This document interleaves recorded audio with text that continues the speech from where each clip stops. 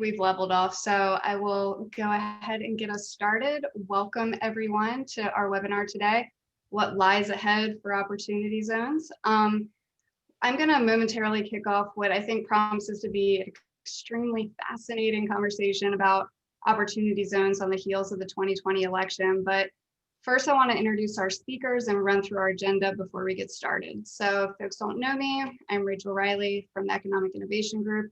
I'm joined by my colleague, Lyons from EIG as well. We're very fortunate to also be joined by some opportunity zone experts with invaluable insights. Emily Lavery from the Office of Senator Tim Scott, Chad Maisel from the Office of Senator Cory Booker, and Michael Novogradac from Novogradac and Company, LLP. During our time together, Catherine and I are going to run through a few questions with our guest speakers pertaining to Congress and the administration. And then we're going to move into Q&A, so feel free to submit questions in the Q&A box at the bottom of your screen throughout the presentation. We're going to do our best to get to them at the end of the webinar. So without further ado, Catherine, I'm going to kick it over to you to get us started. Thank you so much. So I'll start off with just a kind of brief overview of what we have seen transpire over the last week or two, since it was a bit longer of a election outcome season than usual. And I'll go through some highlights from what we expect to see in 2021 and beyond with regards to the administration, as well as changes in Congress as well. And then, of course, we'll go into speaking really to the experts here who are in Congress who can tell us a little bit more about what they anticipate, both for the lame duck and then also into the 117th Congress that will begin convening in January. So to start with the administration, President-elect Biden will be taking office on January 20th. We will go into a little bit more detail on what his campaign has said on opportunity zones in the next kind of portion of our discussion. So I won't spend too much time on that, but essentially there has been kind of all indications that the campaign and therefore the administration sees opportunity zones really as a tool to fuel entrepreneurship and to bring investment into distressed communities. While certainly there's a lot still up in the air and unknown, like I said, every indication that we've seen from statements on the campaign on how they feel about opportunity zones is positive, with a few kind of tailored reforms that they would want to see to the incentive. And again, we'll talk a little bit more in detail about those coming up here.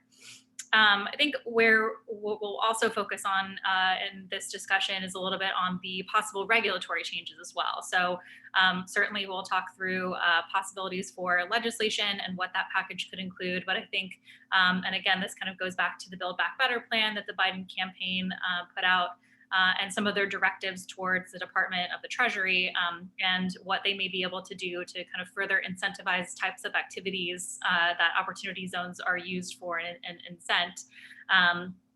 Who comes in as the next Treasury Secretary, and their kind of deputies in charge of tax policy will be extremely important and something to watch as well. Names that have been kind of thrown around as frontrunners are Lael Brainerd, currently on the Federal Reserve Board of Governors, Sarah Bloom Raskin, former Deputy Treasury Secretary, and a few others. Elizabeth Warren, the senator from Massachusetts, of course, has expressed some interest, but it's unlikely given that the governor of Massachusetts is Republican and would have the ability to fill her seat, and likely something that the incoming Democratic administration would not want to transpire. So that, again, we'll talk a little bit more about what we may anticipate in terms of regulatory changes, and certainly that will be shaped in great part by a new Treasury Secretary, and particularly the Assistant Secretary for Tax Policy. So that's something that we'll be watching closely, but obviously that will be one of the kind of primary outcomes to watch with regards to opportunity zones with the incoming new administration. So on to Congress. The Senate is still up in the air at the moment. There are 50 Republican seats that are kind of confirmed, the Democrats 48. But of course, we have a runoff election in Georgia for 2 seats now that, of course, could determine the ultimate kind of who sits in the majority versus minority in the Senate. That runoff race happens on January 5th. It's unclear if we'll know exactly on January 5th the outcome of that. It may take a few days after that, but that is when we'll have a better and clearer sense on who actually will be in the majority, and therefore who will be sitting in the chairmanships of the important committees, rather than ranking members, et cetera. So still definitely up in the air there. But either way, whoever will be, leading in that chamber will have a pretty thin margin here. So I think we'll talk about this a little bit more, but obviously there will be a continued need for bipartisanship in whatever situation kind of takes place. I did also want to note that there have been Senate leadership elections, and I believe nothing has changed in terms of the leaders of the two parties in the Senate. But I also did want to shout out a special congratulations to Senator Booker, who is going to be joining the leadership team as I believe the Democratic Policy and Communications Committee Vice Chairman. Is that right, Chad? Great. So that is new, and obviously Senator Booker, one of the co-champions of the policy with Senator Scott. So anyway, did just want to note that in terms of leadership elections in the Senate that happened this past week, the House will have their leadership elections this week.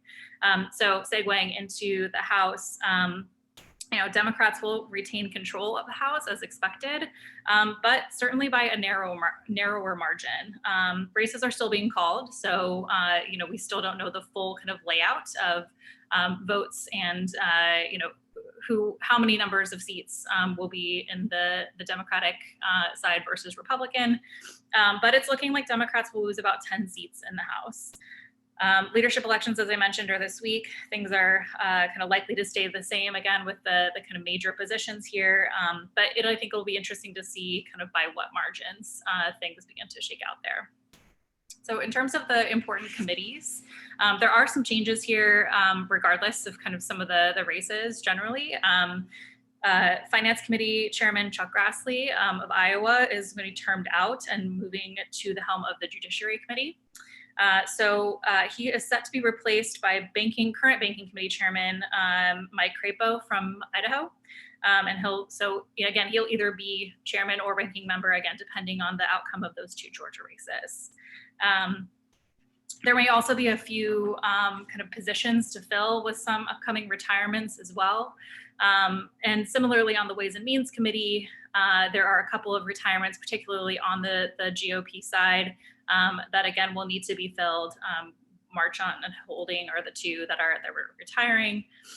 Again, in terms of leadership, that will remain status quo with Chairman Neal from Massachusetts and Ranking Member Brady from Texas, kind of staying in those positions. But I think we'll see some potential new members there as again some folks retire. Cedric Richmond, too, notably just stepped in to replace former Congressman John Lewis, who was a longtime member of the Ways and Means Committee. But Cedric Richmond is also being considered for some positions in the administration as well. So again, things to watch as some membership of those two committees that are in charge of tax policy in the House and the Senate and are obviously then critical to the shaping of opportunity zones policy. We may see some new members, join those committees in the upcoming Congress. So I think that kind of takes us through majority. Obviously, I'd love to hear what everyone else has to say on this as well. Hopefully I didn't miss too much, but I think that's at least an overview of what we can start with to kind of help inform the rest of our conversation.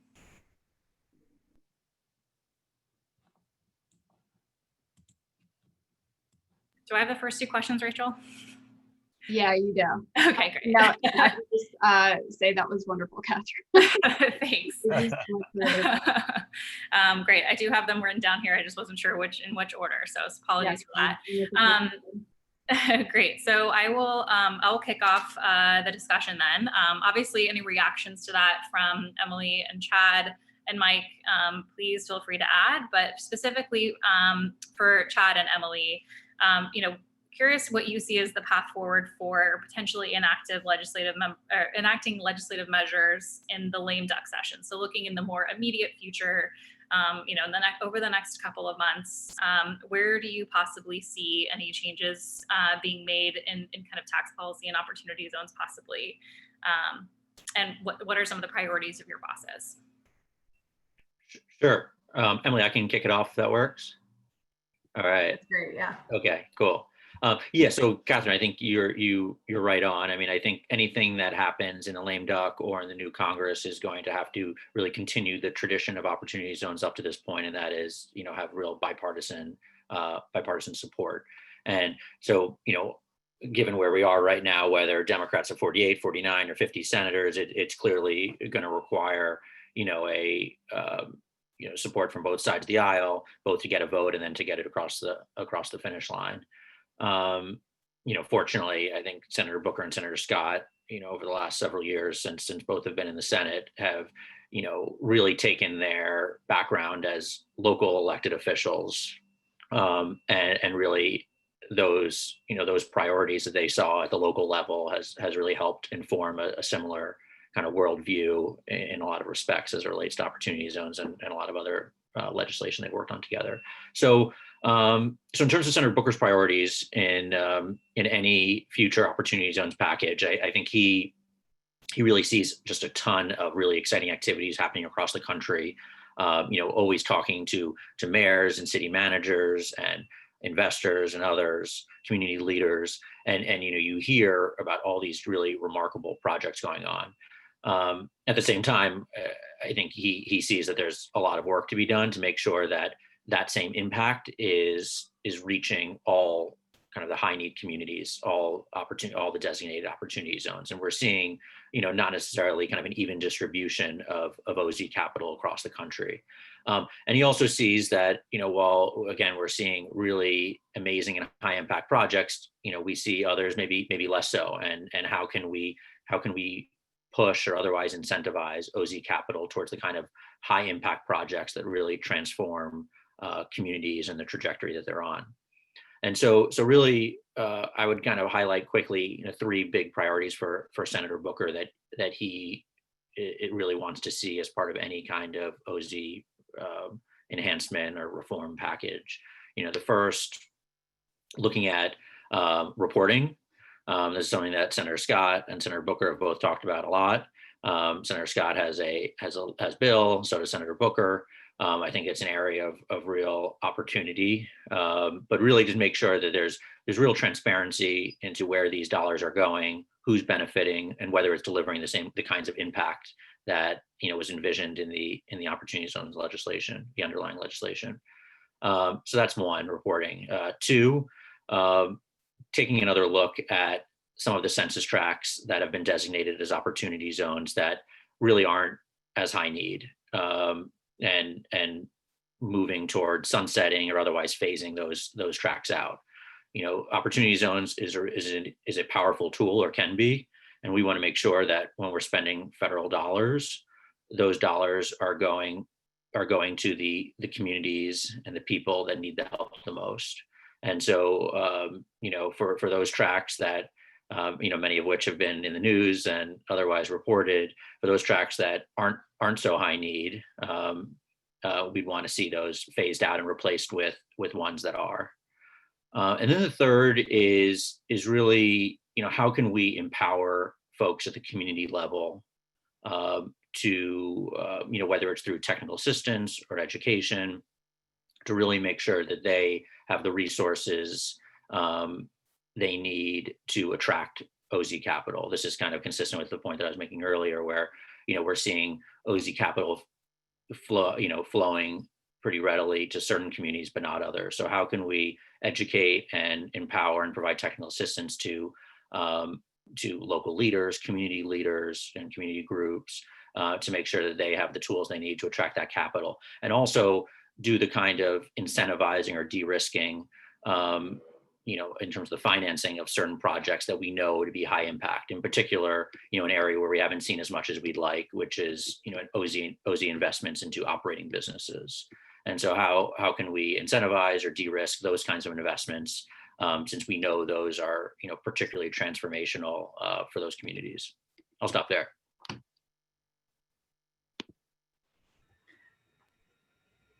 Thanks, Chad. Go ahead, Emily. Okay, yeah, I was like, well, okay. No, I would echo a lot of Chad's sentiments. And Catherine, to your point, I mean, I don't know why we thought 2020 would get any more predictable the farther we go along in it. But the election results continue, I think, to be a bit of a blunder. And of course, I think it's difficult to plan and kind of guess at what we can expect to see, not knowing the outcome of those Georgia races just yet. So it's definitely been, I think, a difficult planning period for everybody. I think it's very typical that in an election year, in a year as pivotal as this, we're really uncertain about what the lame duck's going to look like, up until a point.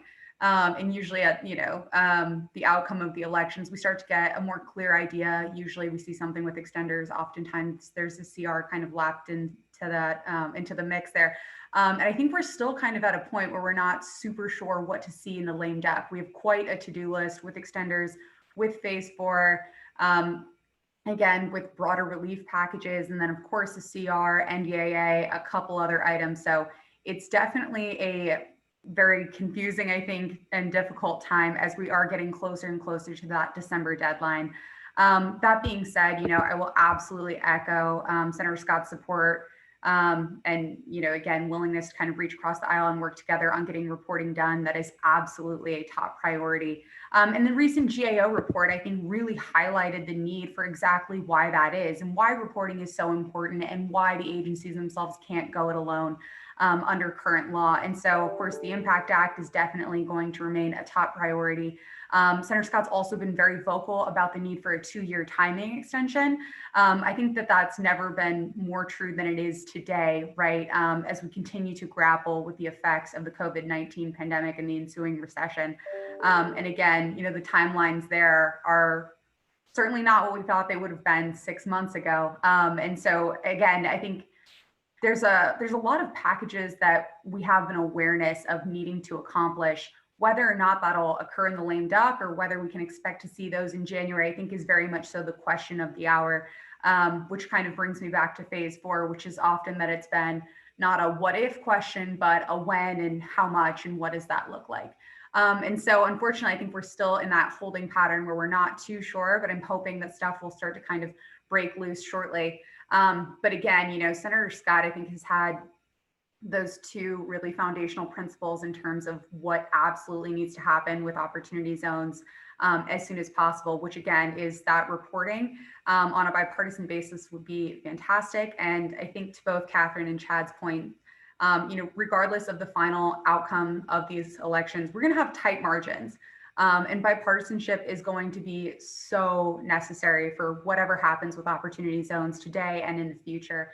And I think that's a fantastic thing, right? Because again, we're talking about an incentive that's always had really robust bipartisan support, before it was passed and even in the days since, of course, with the Conference of Mayors resolution very recently, and just growing bipartisan support more broadly as we see some really pivotal and impactful investments being achieved and being highlighted, although not necessarily on the national media basis all the time. We do our best to highlight those good projects and developments where and when they're happening.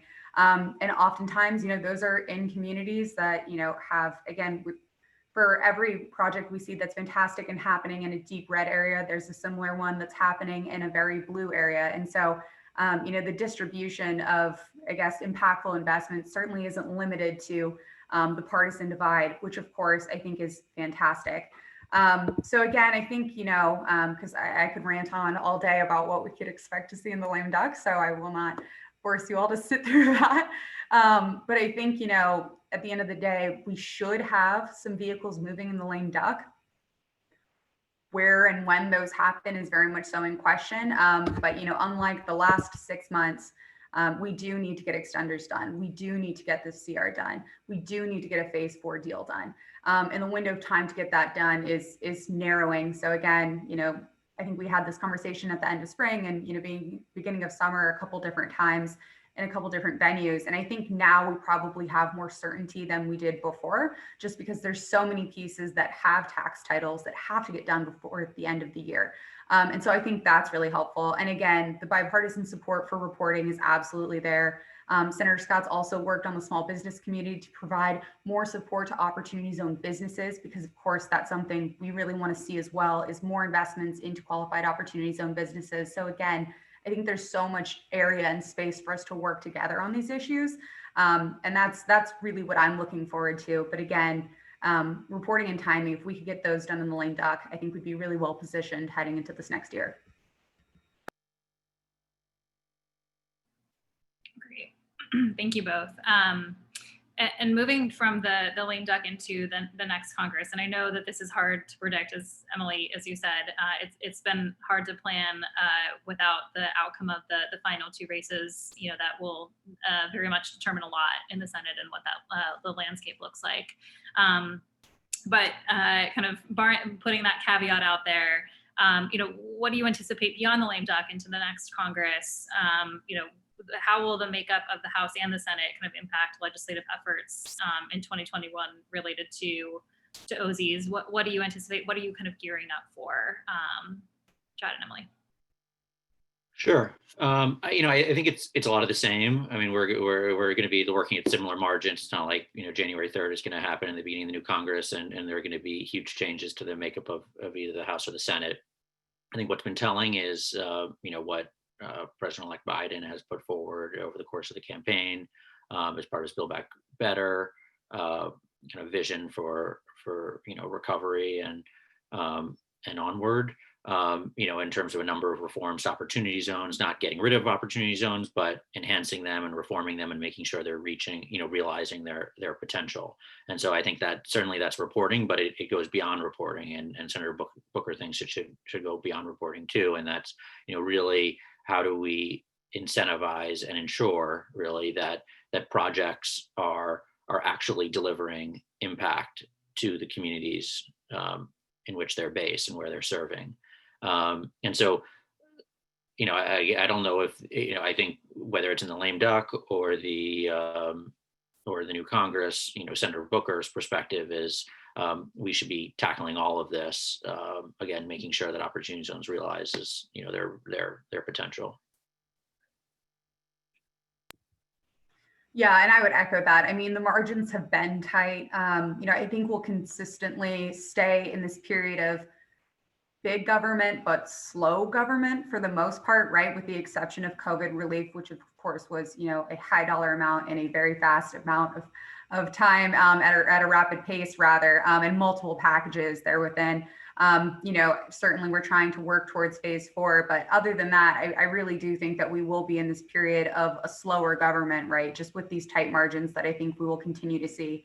Now it's entirely possible, but of course, the outcome of the Georgia races could severely change that. And you would have thought I would have learned in 2016 to stop making predictions. But apparently, here I am. So that's good.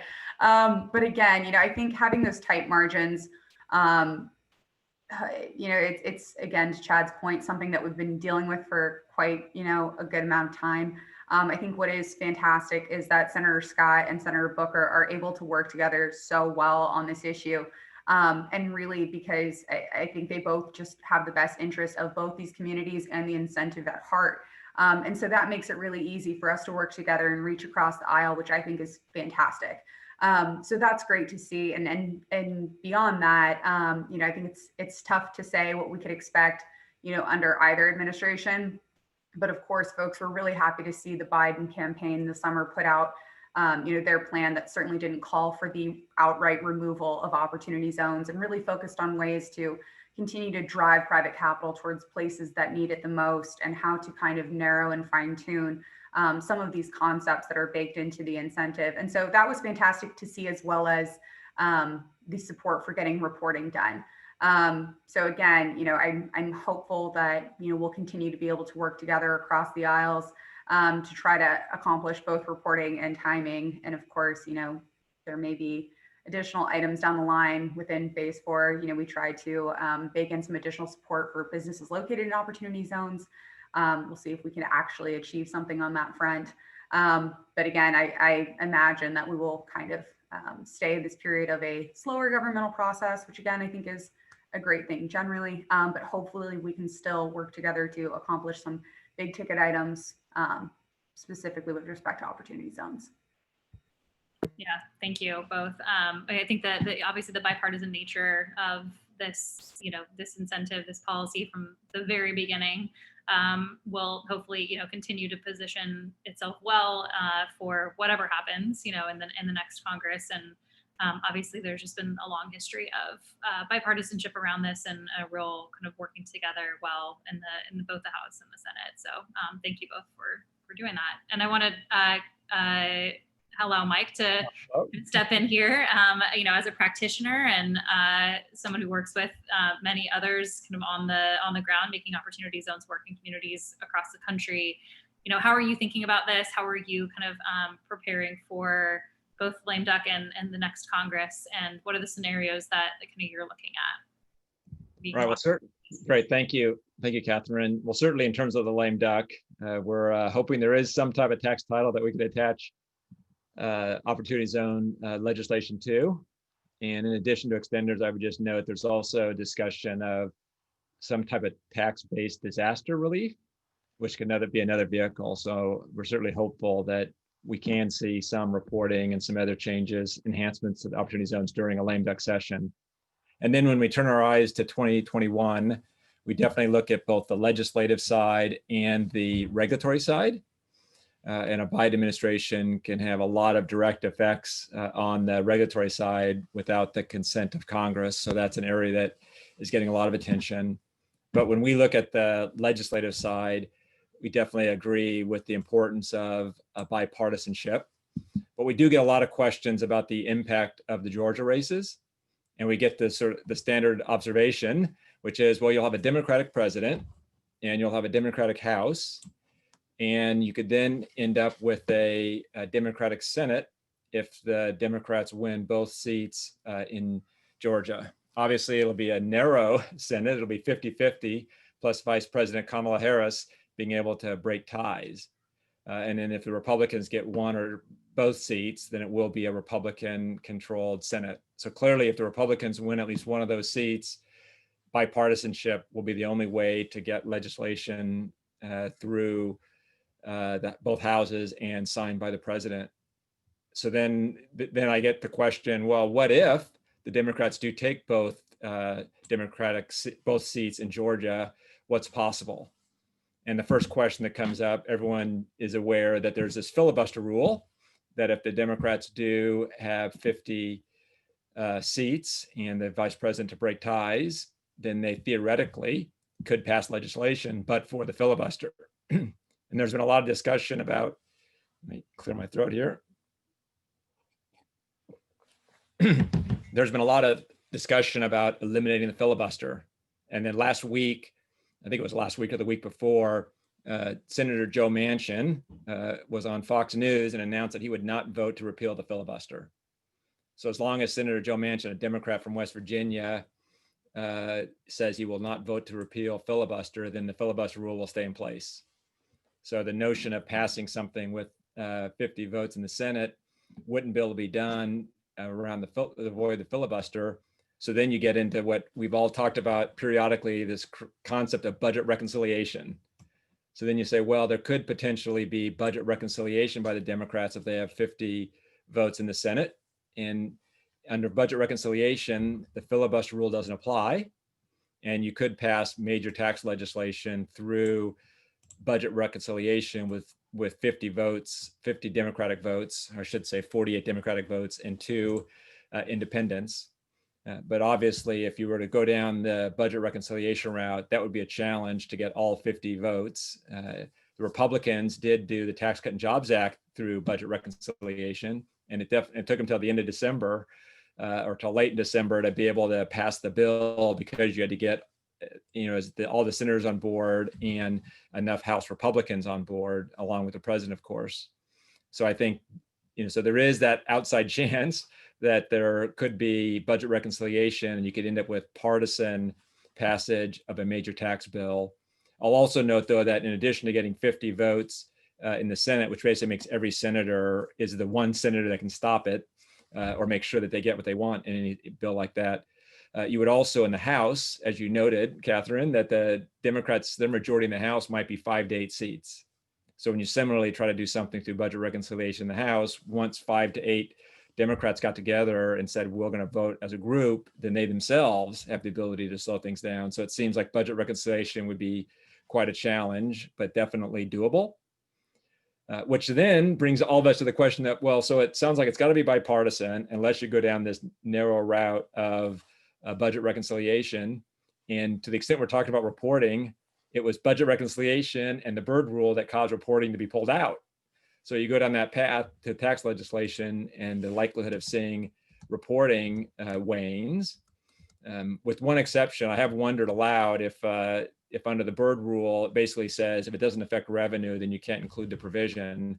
If there's some way to tie reporting to additional tax incentives, such that in a backdoor way, you need the reporting to determine if an entity is eligible for additional tax provisions, such that it would have a revenue effect, such that you could keep reporting in.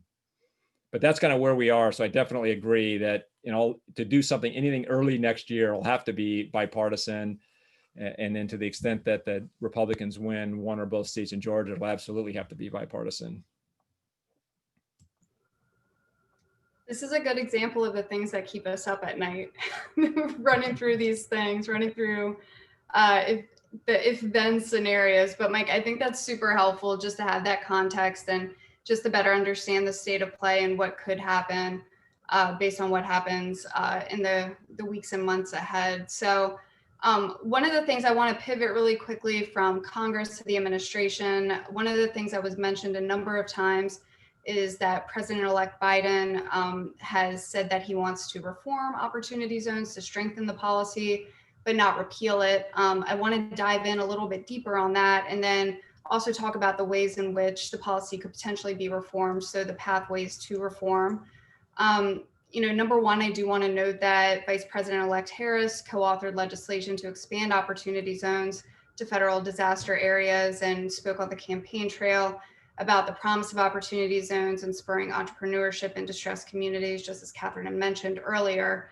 But I really want to also just underscore the 3 reform areas. So number one is they want to incentivize opportunity funds to partner with nonprofit or community-oriented organizations and jointly produce a community benefit plan for each investment.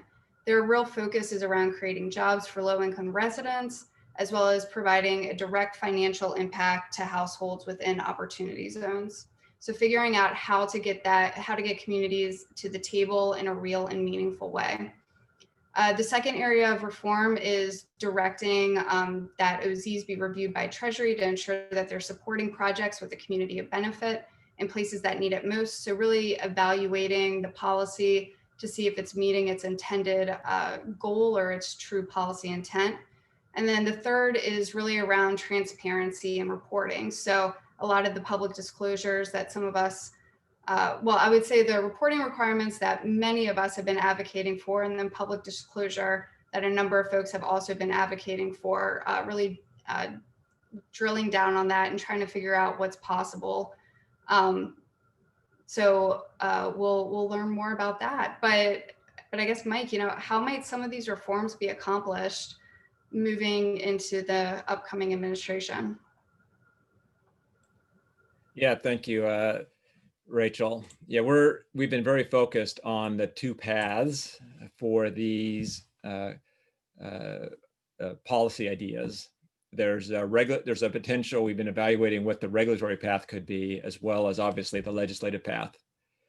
The legislative path is pretty straightforward. You can just draft legislation to advance these various areas and then work through the legislative process. If you can get bipartisan support, then enact those and have the president sign it, it sort of becomes law. I think the more interesting question, or maybe not more interesting, but the one that is more controllable by a Biden administration would be what's possible through the regulatory front. And what regulatory authority might a Biden administration have to move forward on some of these policy goals. And when we've looked at that, we basically, when you look at the statute itself for opportunity zones is fairly narrow in terms of a prescription to issue regulations in terms of the incentive. The new market tax credit, by way of comparison, actually has some regulatory directives that are a little bit broader that the CDFI fund and Treasury Department more generally could lean into in terms of administering the new market tax credit. here, when you look at the regulations, the secretary is supposed to and did prescribe regulations for the certification of qualified opportunity funds. And that's the area where we're the most focused on is how might the certification rules change for qualified opportunity funds, and what additional requirements and constraints could be placed through the certification process. As I'm sure most of the, if not all of the viewers know, right now, opportunity funds self-certify. They need to put in their organizing documents, a purpose of investing in qualified opportunity zone property. And they also have to have a description of the types of businesses they're going to invest in. But that's, about it in terms of the whole self-certification process. And early on, before the IRS decided there would be self-certification approach, there was a notion that individual opportunity funds would have to apply to the Treasury Department for certification, just like community development entities do for the new market tax credit. So I think that that's an area wherein I could see a Biden administration leaning into more requirements for that certification, and might, as part of those requirements for the certification, they require reporting or other additional requirements. And it's certainly unclear right now as to what extent Treasury believes they would have the authority to layer in, and what parts of that policy directive could be imposed through the certification process. I will note that the Treasury officials it was reported in the GAO report that came out a few weeks ago that the Treasury Department didn't think they had a legal authority to redirect CDFI fund appropriations for the CDFI fund to collect OZ data, similar to the types of NMTC data it collects. But it did note that the CDFI fund was involved in the zone's designation process through an interagency agreement with the IRS and use IRS appropriations. So you would think there could be a similar arrangement whereby the IRS, through an interagency agreement, has the CDFI fund play a role in the certification process of funds, and then see what that could lead to. That's great. Thanks, Mike. And also, as Catherine mentioned, there are a number of experienced leaders being considered for the shortlist for Treasury Secretary. To what extent does the incoming Treasury Secretary influence the final outcome? And based on the shortlist, can you glean, any insights on what might happen, or what the likelihood of any of these things occurring may be? That's a great question. We've been getting that question a lot as well. And unfortunately, no. I wish I could say yes. I wish I could say, depending on the various Treasury secretaries, this is the impact or the way in which they would influence it. But I have no doubt that whoever the Treasury Secretary is will be sort of pursuing what the Biden administration's more already stated directives or policy objectives with respect to opportunity zones. And not only will they have an influence, but when you start looking at the sub cabinet level appointments as well, there'll be a lot of influencers, if you will, in the process. And I'm cautiously optimistic that there'll be a positive sort of direction, and we'll find ways to further enhance opportunity zones to better serve low-income communities.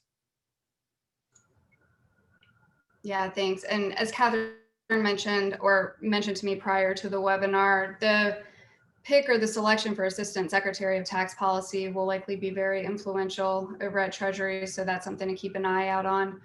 And, as Mike and I were talking about prior to the webinar, so during our prep call, as folks in the administration are coming in, I think it's even more of a reason for the people who have been involved with opportunity zones to remain engaged in education activities and advocacy, just because you have that real on the ground experience, 2-3 years in, to where you could be really helpful in this moment as folks are trying to make decisions around these new policies or reform measures to ensure that they're made in the most applicable and I think feasible way possible. So stay engaged. I know that EIG is working with our OZ coalition members to draft recommendations as we speak. So for folks in our coalition, thank you for your work on that. Before we move on to the Q&A portion, I also wanted to provide another administration adjacent update on the White House Opportunity and Revitalization Council. This was something that I was just made aware of or reminded of, is that the council actually has, per the executive order that established it, a sunset date of January 21st of this year coming up. So, the council's activity has been relatively quiet over recent months, and it is due to end in January. And so, unless it's extended. But right now, agencies are continuing to align and target federal grants and resources for opportunity zones. Career staff are working on transition memos for the incoming administration. Those memos include information like the activities that are currently underway and those in the pipeline at each agency, along with key decision points. There are going to be capacity building and technical assistance activities that are planned through December and January to continue providing resources to small communities. And so I offer all of this just to let you know that the folks who have been in the administration working really hard throughout the time that the council has been active remain very engaged and focused, and ensuring that that effort is not left behind in any way, but is in fact transitioned to the next administration. And also want to say that if you have any questions, I think that Eric Yost at HUD is a really great point of reference, and he has made himself available if folks want to get a hold of him. I can put his email in the chat momentarily, if that's helpful. So Catherine, as I'm doing that, do you mind being the master of ceremonies for Q&A and get us started? It looks like there's plenty to choose from. Yeah, absolutely. So I will do a quick question, or a question that I know, or at least believe that there's a quick answer to first here. And I'm going to direct this one to Mike, since I believe this was talked about at one of the previous Novogradac conferences. Is there a sense of when Treasury will publish tax data on opportunity funds, and also what they are obligated to publish? Right. Yes. We expect that the IRS will be publishing some data in the summer of 2021, and that data will relate to 2018. So basically, they'll collect all the data from 2018 opportunity funds, and then aggregate it and to provide some level of reporting.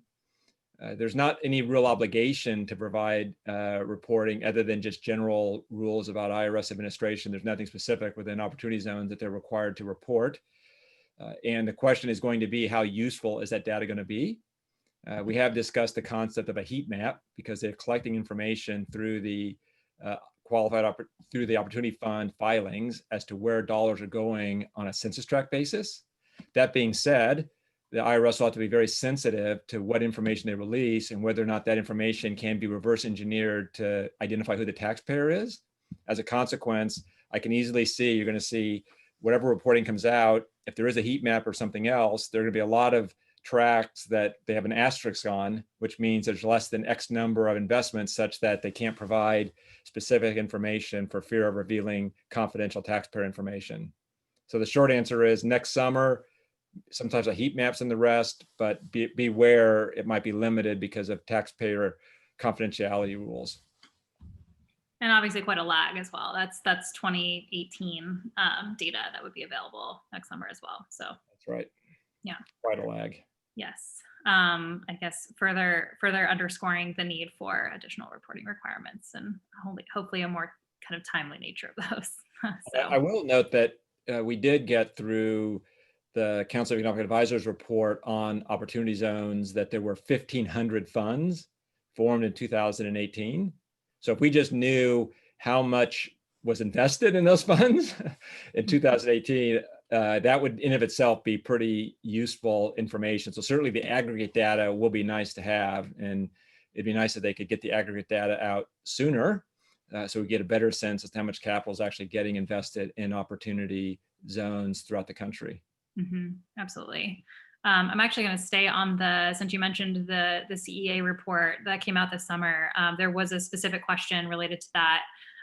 So alongside changes to underlying legislation or the rules for opportunity zones, will we see accompanying changes in how the impact of OZs are measured?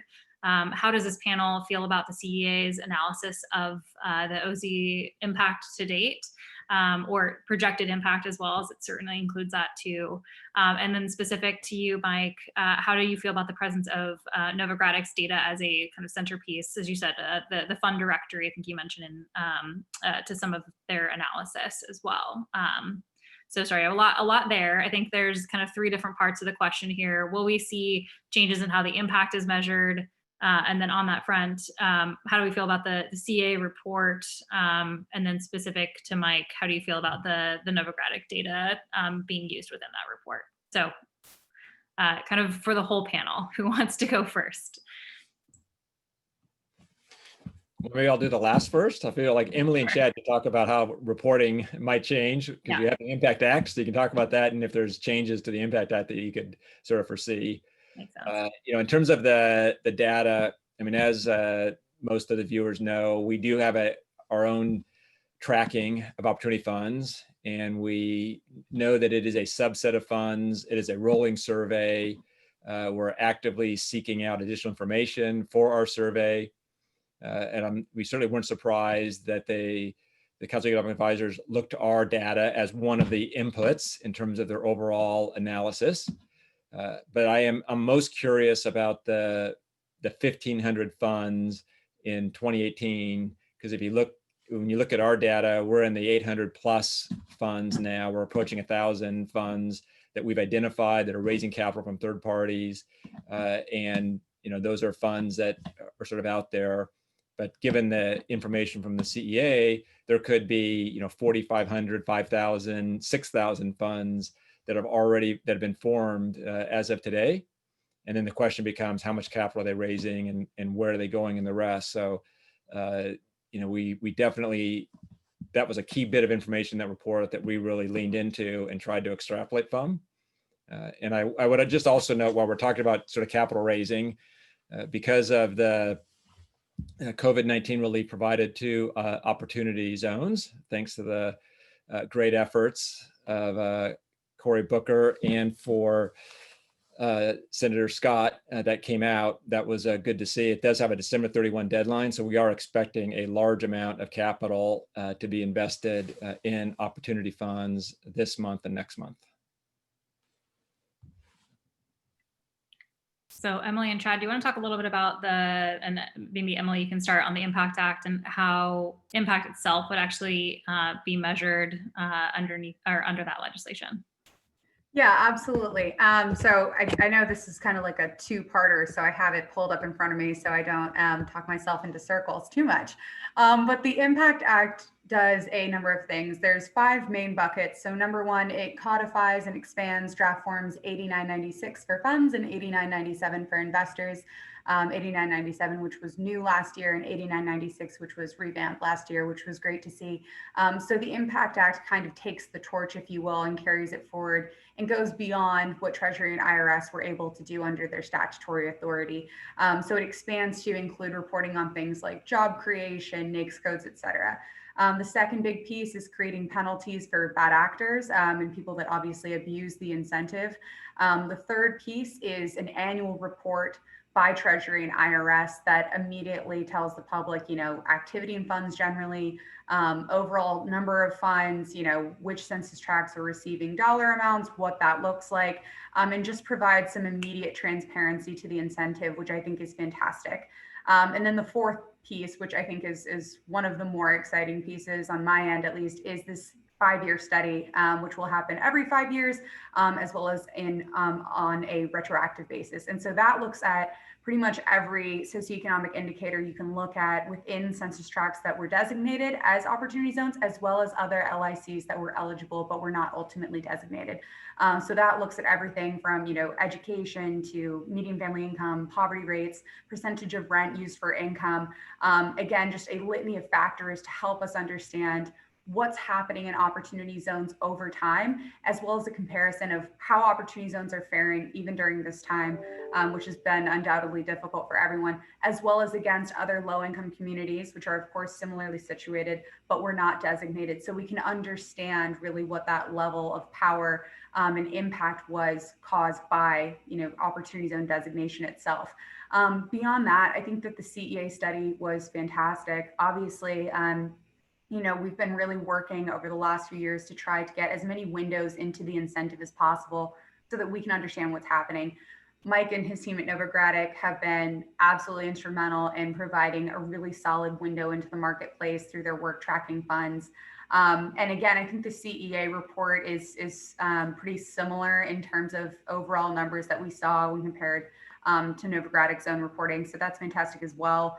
But really seeing some of those top line numbers, like 11 billion in new wealth created for opportunity zone residents that are homeowners, as well as the projected ability to lift, countless individuals out of poverty because of the incentive, as well as, of course, the exciting top line number of 75 billion. Those are things that are really exciting and fantastic to see, for my boss and for my team, as we're trying to really kind of get more statistical information on the incentive, which again, the Impact Act would absolutely achieve. But in lieu of that, the work of CEA and their report and Novogradac's team has been really, really helpful, understanding that that's where we're at. Great, thanks. Chad, anything to add on that? Otherwise, I have a couple questions for you specifically too. So Yeah, let's move on. Okay, great. So on some of the policies that you mentioned as Senator Booker's priorities for opportunity zones, we've gotten a couple of follow-ups related to that. One on the idea of kind of empowering local communities to support opportunity zones, there and for their residents. Are there particular strategies envisioned for mitigating or de-risking investment for high impact projects? And is there kind of a working definition or an idea that you guys have of what high impact could look like as well? Sure.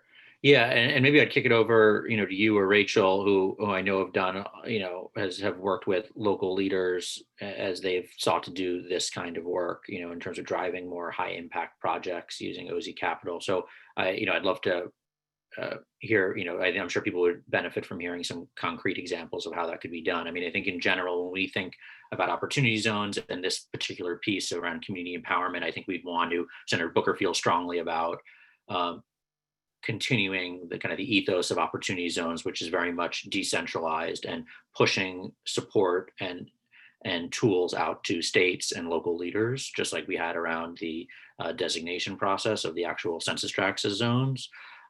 So I think, again, lots of different ways of doing it and structuring these things, but I think we'd see it in the form of, pushing out dollars to states and localities so that they can design education, technical assistance, and financing strategies to do the kind of high impact work that we want to see more of. And before I do kick it over to Rachel and Catherine, though, I'll continue talking, and I'll just say in terms of the definition piece, I think that's a discussion to be had. If you look at new markets and some other things that already exist, you see the application for those, and you have things like operating businesses, particularly those under a certain size, maybe like a 200 or 300 employee threshold, community facilities, things around healthy food access, healthcare access, cultural assets, things like that. And also affordable housing with a strong definition to ensure that it's actually accessible to low and moderate income folks. So again, I think when we would think about this, we'd think about this in the form of pushing out support and tools to the states and to cities and to towns, but with strong criteria and kind of measures in place to ensure that the goals of the legislation are met.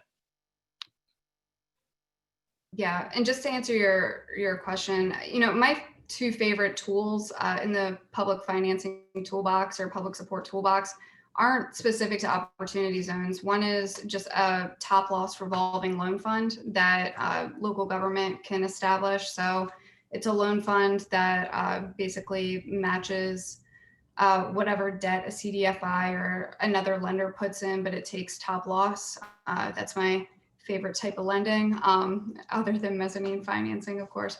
Anyways, but that's one. And then another is a government contract or a government as an anchor tenant. I think if you're talking about de-risking or mitigating risk around a project, having an anchor tenant be a government office, I think that helps a lot, especially if you're looking for an investment. So those aren't specific to opportunity zones. There's examples of those types of projects happening throughout, including in San Bernardino. Rev Oz basically did a build to suit project for the San Bernardino County for a medical office building for them. And so there are plenty of examples of that. So those are my two favorite. And then Catherine, I just wanted to say, because there was some questions that were sort of coming in on disqualification of zones on a prospective basis. That was my next question, so that's perfect. Go ahead. So I just wanted to share that it is going to be important if there is a phasing out of zones, that it's really phasing out for additional investment on new transactions, and that existing transactions, existing investments that have been made, existing commitments that have been made would still be eligible for the opportunity zone benefits. It's really just a question of, could additional investments, could new projects or new businesses be funded that there aren't existing commitments for? So that will be critical for the ongoing success and really the agreement that has already been entered into. And then I also wanted to just touch base on, when we were talking about regulatory efforts, I focused a lot on the certification process, but I do think there's also an opportunity to revisit IRS regulations. They did go through, and there were a number of requests that were made by a lot of different groups, including ourselves, to change the way in which original use rules maybe work with affordable housing, how original use rules might be interpreted for existing operating businesses, so that existing operating businesses could more readily tap into opportunity zone funding. So I do think that's another area where it's a regulatory process, and we could better direct the opportunity zone incentive to areas that many who are viewing this webinar would like to see capital directed. Yeah, thanks, Mike. Yeah, definitely a few questions on the kind of early sunsetting of certain zones, and I think that particular piece about protecting investments that are ongoing, but preventing kind of new investments coming into these higher income zones being a real important piece that we'll need to for further discussion. But and Chad, I don't know if you wanted to expand a little bit more on any of the kind of policies otherwise being considered related to the early sunset, since I know you mentioned it. But sure, I can do real quick. I mean, I think, because I know we're coming up at the end of the time. Yeah, I think the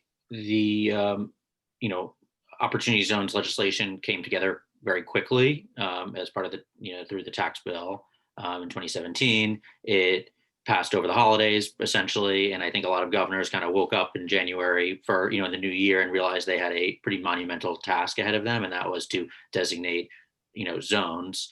And as a result, I think a lot of the zones, the overwhelming share of zones were well chosen and high need. I think there are some that by any objective measure are not, and zones that are 130, 140, 150% of the income of the national median. We also have zones that have like a Civil War monument and have literally no economic development investment opportunities in them. And so I think there's clearly a need to kind of do some map maintenance here and cleaning up the map. And so our goal is to phase out these unsuitable tracks as quickly as possible, but in a way that doesn't leave investors who have already made commitments, already made some kind of investment or step forward towards an investment, kind of holding the bag. So those are kind of the priorities that we would seek to balance when, as we design legislation. Great, thanks so much. Last really quick question. I'm going to throw this to Emily because we've been on panels together before where this has been asked. I'm sure everyone has gotten this question quite a bit. Capital gains tax rates, what do you think may happen there? There's some questions here related to, paying early, et cetera. So any final thoughts on that? Yeah, I mean, it's tough to say. Obviously, we know that the Trump administration, that was definitely not something that we were very wary of. The Biden administration could be a very different story. That being said, it's incredibly difficult to see major changes happening. But again, depending on what happens in Georgia, it's certainly possible. I've seen some of the questions just relating to how a timing extension might work with some of the benefits. Just very quickly, obviously, we cannot lock in capital gains rates because we cannot find a future Congress. Beyond that, the 2-year timing extension would have the benefit of reviving the 7-year benefit, which of course has burned out for most folks that didn't act before the first of this past year. So of course, that's kind of the added benefits. When I talk about a 2-year timing extension, I think sometimes it gets confusing as to exactly what I'm talking about. So I'm hopeful that adds some context there. But yeah, I mean, in terms of capital gains rates changing, I certainly won't pretend to speak for my friends on the left or what the Biden administration or potential Biden administration might be planning for there. Obviously, under Trump administration, it's much less scary topic. But of course, opportunity zones, regardless, are going to provide fantastic tax benefits today, tomorrow, and the years ahead. And I think should always be considered a competitive option, especially in a scenario where you're concerned about rates going up. Seeing something where you can get up to a 15% step up in basis on that original gain is, I think, more helpful now than it was. As the CPA on the panel, I can't help but weigh in here. We've had that question a lot, as you can imagine. And when you run numbers, the one thing about a higher capital gains rate is it also increases the value of the step up after holding it for 10 years. So when you run any sort of numbers with any sort of assumption of appreciation, the value of your investment, you end up doing much better, even though you're paying a higher tax on the capital gains. The overall, rates of return and all the rest are definitely enhanced. And the other thing I would say about capital gains taxes going up, you have to focus on the next president also. So it's pretty far out into the future. Yeah, thank you both for answering that one. Sorry, I took us over a few minutes over time. But we had so many good questions come in. I wanted to do our best to get to as many of the major ones or the repeat ones as possible. So appreciate that. Rachel, I'll kick it over to you for any final thoughts. Otherwise, I can just say that we are recording this. We will have this up on our website within a few days, and all registrants will get a link to that recording and a kind of blog post summarizing the conversation. Thank you all for joining us for this hour. We really, really appreciate your insights and for taking the time to share them with us and with all attendees. So thanks again. And Rachel, any final words? That's it. Thank you guys. Have a great All right. Great. Thanks, everyone. Really appreciate it.